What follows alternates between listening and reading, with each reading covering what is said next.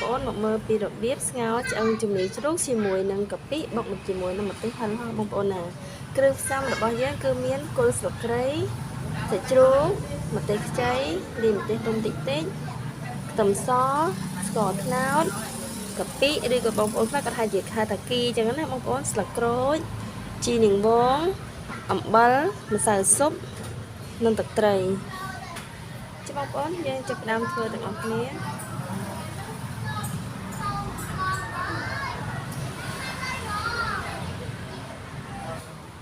trong con có như vậy bọc tâm chỉ muốn là cái sân bọc ôn này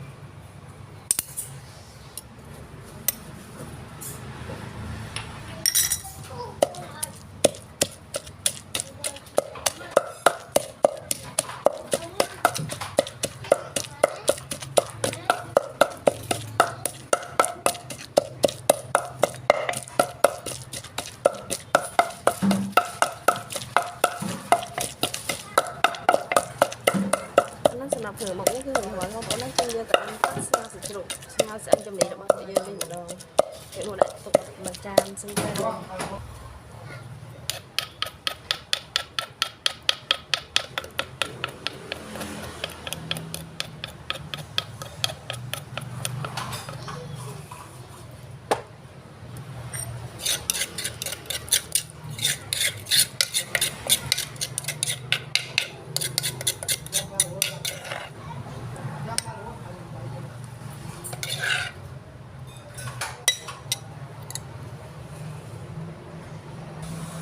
trong bọn tôi tập bao nhiêu ăn phú hết đấy thì chân hái rồi lại chân đi chụp cho tay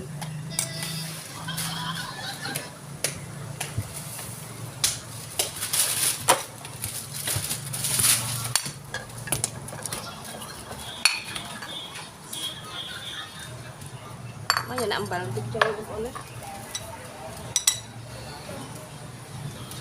nằm vào chụp cho con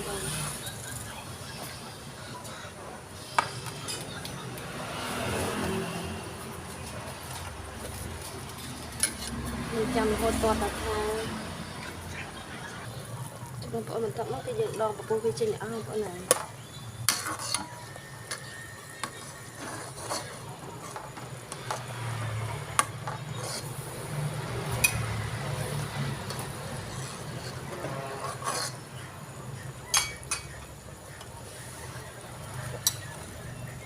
tập nó cái dựng lại mặt tết tâm so nâng cặp bị dựng mặt bọc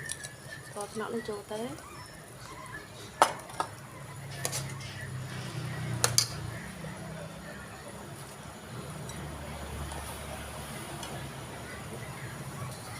cô sẽ đây con con đấy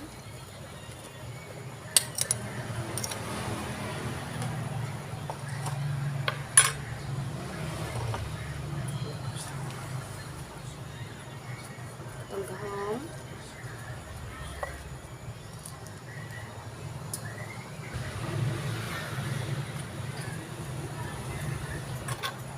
tiếp cứ lật lên sau cho mọi người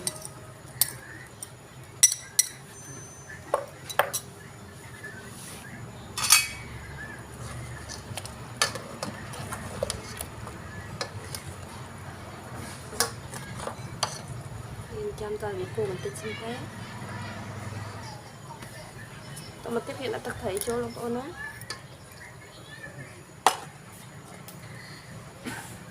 mình xài xong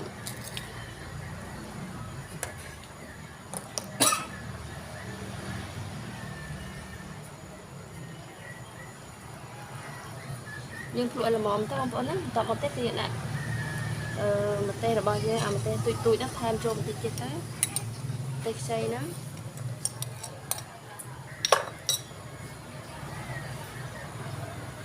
lại chi cho tới xong cái phải của chúng cho không ổn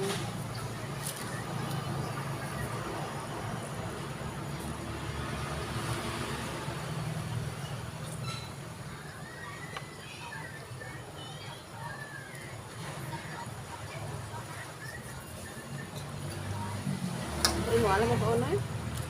nhưng tụi tao chừng nó chết tới em phải chú hơn em phải tao nên từ từ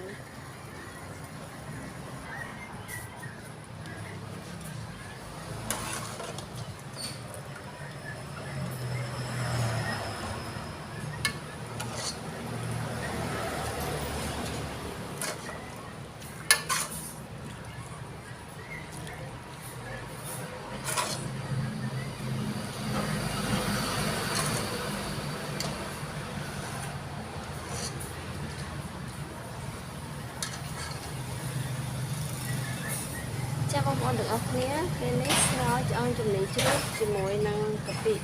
bọc một tay là ba phụ nhé tụi bạn sẽ bị đoan mà con là xem video chết xong chui chuột like và subscribe channel là bao nhiêu khi mùi phong ở con tràn là mấy tụi bán video mấy tuần thành